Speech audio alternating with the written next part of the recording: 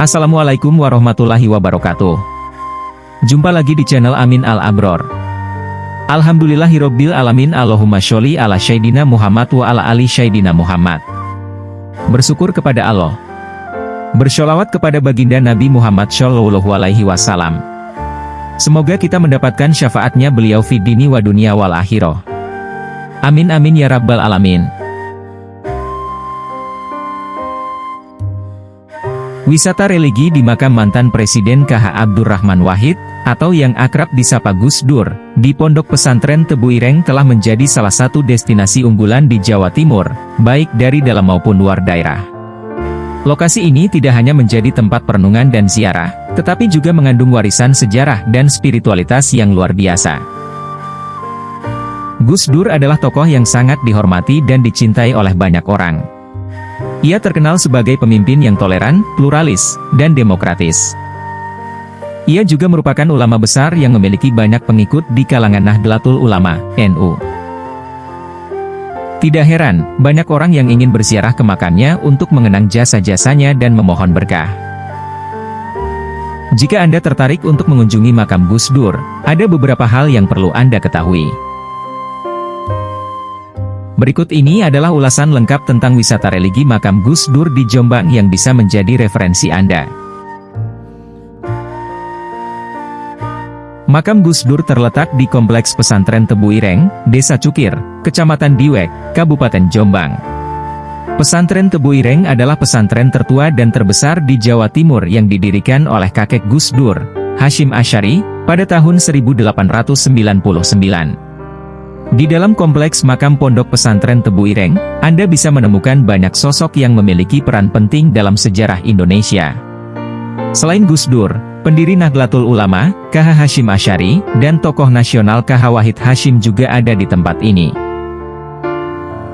Lebih dari itu, berbagai kiai dan anggota keluarga juga dihormati dengan dimakamkan di lokasi yang sama.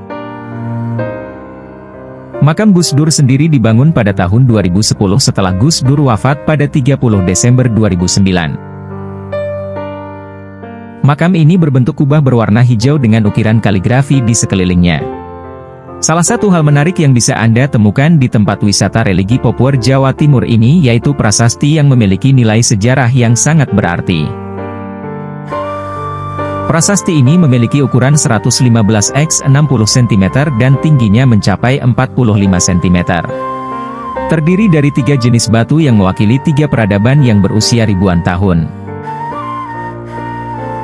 Batu utamanya terbuat dari verde petricia, sebuah jenis marmer hijau yang berasal dari India. Pada bagian tengahnya, terdapat onis hijau yang datang dari Persia. Pesan-pesan dari Gus Dur dalam 4 bahasa yang berbeda dipahatkan pada batu statuario, sebuah jenis marmer dari Italia.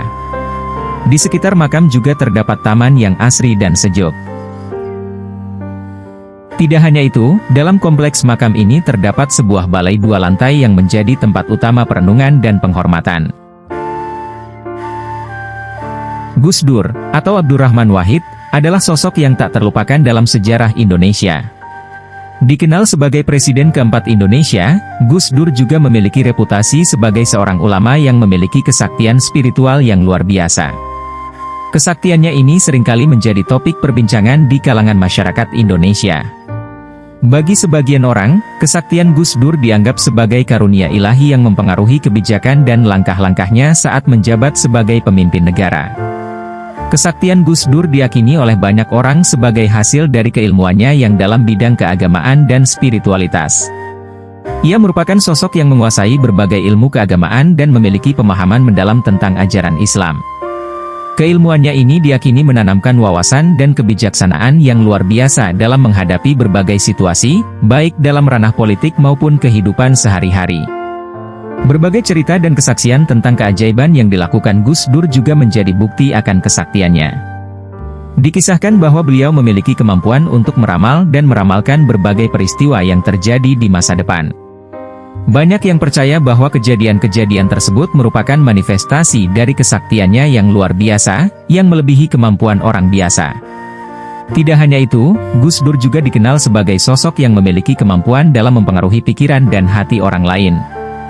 Harismanya yang kuat mampu menarik perhatian serta mempengaruhi pemikiran orang-orang di sekitarnya.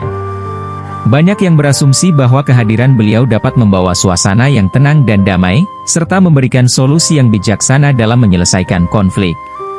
Selain itu, ada pula kisah tentang kesembuhan yang terjadi atas perantaraan Gus Dur. Banyak yang mendatangi beliau dalam keadaan sakit dan dikabarkan mendapatkan kesembuhan yang tidak dapat dijelaskan secara ilmiah. Hal ini menjadikan Gus Dur tidak hanya dikenal sebagai seorang pemimpin, namun juga sebagai figur spiritual yang memiliki kekuatan dalam memberikan harapan dan kesembuhan kepada orang-orang yang membutuhkan. Tentu saja, skeptisisme juga muncul terkait dengan kesaktian Gus Dur. Ada yang berpendapat bahwa cerita-cerita tentang keajaiban yang dilakukan oleh beliau hanyalah mitos dan legenda belaka.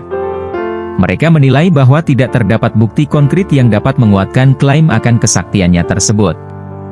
Namun demikian, banyak yang tetap percaya dan mengagumi Gus Dur atas kebijaksanaannya dalam menghadapi berbagai tantangan. Bahkan setelah meninggalkan jabatan presiden, pengaruh dan kebijaksanaan beliau masih terasa dalam kehidupan politik dan sosial Indonesia. Kesaktian Gus Dur tetap menjadi kejadian dan misteri hingga saat ini. Bagi sebagian orang, ia adalah sosok yang memiliki keistimewaan spiritual yang luar biasa, sementara bagi yang lain, kesaktiannya tetap menjadi misteri yang belum terpecahkan. Yang pasti, warisan dan kepemimpinannya tetap diingat dan dihargai oleh banyak orang. Kesaksian sopir pribadi soal kesaktian Gus Dur.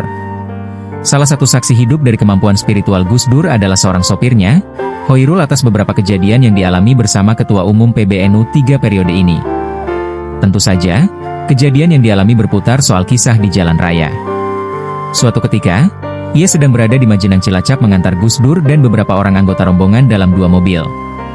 Saat itu sudah jam 12 siang dan Gus Dur mengajak pulang karena di rumah ada tamu yang harus ditemuinya pada jam 13. Ia pun segera putar arah dan mobil rombongan di belakang mengikutinya di belakang. Karena sudah ada janji, ia ngebut, tetapi tak yakin bisa segera sampai di Ciganjur, tempat tinggal Gus Dur tepat waktu. Ia berpikiran, paling-paling bisa sampai di Jakarta pukul 3 atau 4 sore mengingat jaraknya yang sangat jauh. Rute yang harus dilalui masih sangat jauh karena harus melewati kawasan puncak yang jalannya kecil, berliku-liku dan naik turun. Saat itu belum ada tol Cipularang. Ia pun tetap menggeber mobilnya secepat yang bisa ia lakukan. Mobil rombongan satunya di belakang tidak kelihatan, tampaknya sudah jauh ketinggalan. Singkat kata, sampailah mobil yang disetirinya di rumah Gus Dur dan ia merasa lega selamat sampai di rumah. Ia menengok jam tangannya. Angka yang masih diingatnya sampai sekarang, pukul 13.12 menit.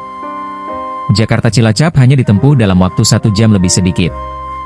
Dan Gus Dur tidak terlambat menerima tamunya yang juga baru saja sampai.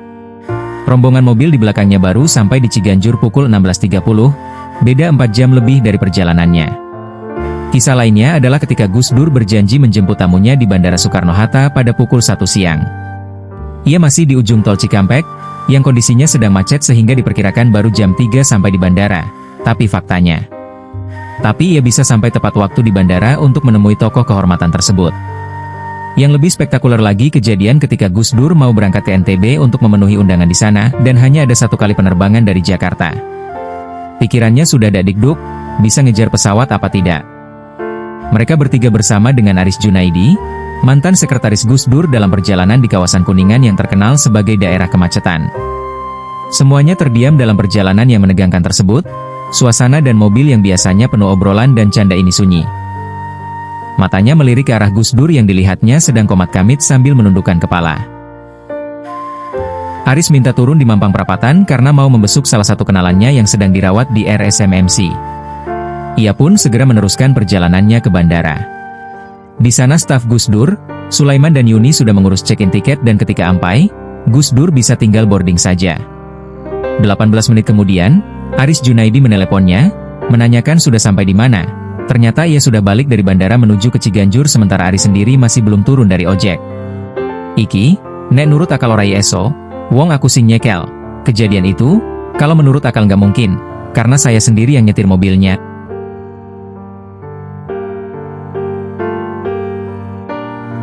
Inilah sepenggal kisah kesaktian Gus Dur. Semoga bermanfaat bagi kita semuanya. Amin amin ya robbal alamin. Jangan lupa like, share, dan subscribe supaya tidak ketinggalan kisah-kisah berikutnya. Terima kasih. Akhirul kalam, wassalamualaikum warahmatullahi wabarakatuh.